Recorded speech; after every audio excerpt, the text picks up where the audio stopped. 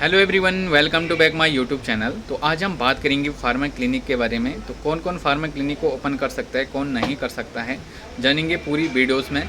और यदि अभी तक आपने हमारे चैनल को सब्सक्राइब नहीं किया है तो कृपया चैनल को एक बार सब्सक्राइब कीजिए, लाइक कीजिए, शेयर कीजिए, साथ में बेल आइकन को प्रेस कीजिए ताकि हमारे आने वाली वीडियोज़ की जितने भी नोटिफिकेशन है वो सब आप तक पहुँचते रहें। तो आज हम बात करने वाले हैं फार्मा क्लिनिक के बारे में। सबसे पहले जान लेते हैं कि फार्मा क्लिनिक को कौन ओपन कर सकता है। फार्मा क्लिनिक को जो डी फार्मा जिसने डिप्लोमा इन फार्मेसी या बैचलर ऑफ फार्मेसी किया होता है वो फार्मा क्लिनिक को ओपन कर सकते हैं।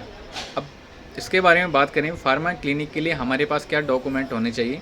तो फार्मा क्लिनिक के लिए हमारे पास सबसे पहले हमारे पास रजिस्ट्रेशन होना चाहिए, और जो हमारे फार्मेसी का रजिस्ट्रेशन होना चाहिए।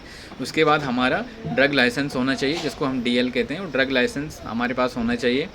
तीसरा क्या है कि जो कोर्ट के द्वारा अभी जो एक बार गाइडलाइन जारी कर दी गई थी, जिसमें आपको किसी पंजीकृत चिकित्सक के साथ या किसी हॉस्पिटल में आपको कम से कम 3 से 6 महीने का एक्सपीरियंस होना चाहिए और एक्सपीरियंस सर्टिफिकेट आपके पास होना चाहिए। उसके बाद आप अपना फार्मा क्लिनिक ओपन कर सकते हैं। तो जब भी आपके पास, यदि आपके पास रजिस्ट्रेशन है और आपके पास डीएल है, तो उसके साथ साथ आपको एक्सपीरियंस लेना पड़ेगा किसी पंजीकृत चिकित्सक के साथ, और उनके पास से आपको एक सर्टिफिकेट बनाना पड़ेगा, जो भी एक्सपीरियंस सर्टिफिकेट होता है जहाँ पे भी आपने काम किया है।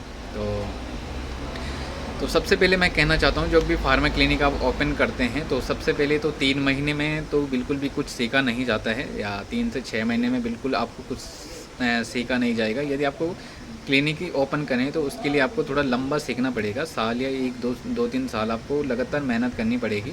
उसके बाद अपना आप सीख सकते हैं पूरी जीरो से, और लेवल से आपको शुरू करना है। और यदि आपको बहुत कुछ मतलब आगे तक बहुत जाना है तो उसके लिए आपको 2-3 साल का एक्सपीरियंस होना बहुत ज़रूरी है। तो आप करीबन 1 साल तक काम कीजिए किसी भी पंजीकृत चिकित्सक के साथ। वहाँ पे आप पूरी तरह से हर छोटी बड़ी चीज़ें सीख लीजिए। तो उसके बाद अपना आप फार्मेसी के लिए अप्लाई कर सकते हैं। लाइसेंस फार्मेसी जहाँ स्टोर कर रहे हैं आप, वहाँ पे आप अपना क्लिनिक खोलिए। उस क्लिनिक में आपको नॉर्मली आपको ज़्यादा बड़ा उसको लेवल पे नहीं करना है, नॉर्मल 1 से या 2 बेड आपके पास होने चाहिए। और उसमें आप जांच के बारे में बात करें तो वहाँ पे आप यदि आप किसी के वहाँ पे आप जो जांच होती है, टेस्ट होता है, वहाँ पे कलेक्शन सेंटर आप कर सकते हैं। और वहाँ पे आप लेबोरेटरी नहीं कर सकते हैं, क्योंकि उसमें कलेक्शन आप कर सकते हैं। वहाँ पे कलेक्शन करने के लिए आपको किसी लैब के द्वारा संपर्क करना पड़ेगा, और उन लैब से आपको रजिस्ट्रेशन अपने क्लिनिक में लाना पड़ेगा, जिससे आपको जांच अधिकारी द्वारा कोई दिक्कत नहीं होगी। उसमें आप उनका रजिस्ट्रेशन रखिए और वहाँ पे आप वो सैंपल वगैरह देख सकते हैं। उसके बाद नॉर्मली आप 1 से 2 बेड रख सकते हैं, ज़्यादा बेड आपको नहीं रखना है, 1 या 2 बेड नॉर्मली आपको रखना है। और ज़्यादा बड़ा हॉस्पिटल टाइप का नहीं बनाना है, नॉर्मली आप छोटे क्लिनिक आपको ओपन करना है। वहाँ पे आप नॉर्मल बीपी की मशीन रख सकते हैं, शुगर की मशीन रख सकते हैं, थर्मोमीटर आप रख सकते हैं वहाँ पे। और बाकी लैब को आपको जांच भेजना है। और यदि आपने ईसीजी वगैरह सीखा हुआ है तो आप नॉर्मली ईसीजी वगैरह रख सकते हैं। और यदि आपने एक्सरे का करना है तो एक्सरे के लिए आपको सबसे पहले डिप्लोमा इन एक्सरे करना पड़ेगा। तो यदि आपके पास डिप्लोमा इन एक्सरे आपने किया हुआ है तो आप अपने वहाँ पे एक्सरे रख सकते हैं। और एक्सरे आपको डॉक्टर के जब भी प्रिस्क्रिप्शन आते हैं तो उस आधार पे आप वहाँ पे एक्सरे भी ले सकते हैं। तो इसके लिए आपको एक्सरे का सर्टिफिकेट होना ज़रूरी है। तो यदि आपके पास एक्सरे का सर्टिफिकेट है तो आप वहाँ पे एक्सरे नॉर्मली रख सकते हैं। अब एक्सरे वहाँ पे कर सकते हैं, ईसीजी नॉर्मली आप रख सकते हैं।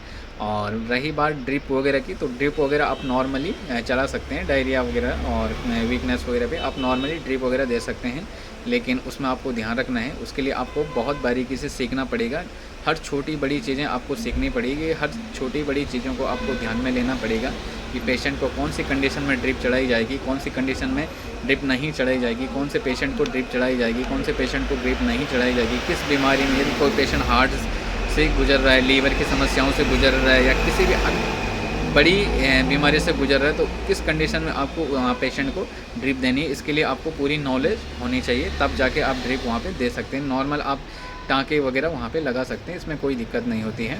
तो नॉर्मली आप सबसे पहले आप अपना एक्सपीरियंस लीजिए और उसके बाद अपना फार्मा क्लिनिक आप ओपन कर सकते हैं।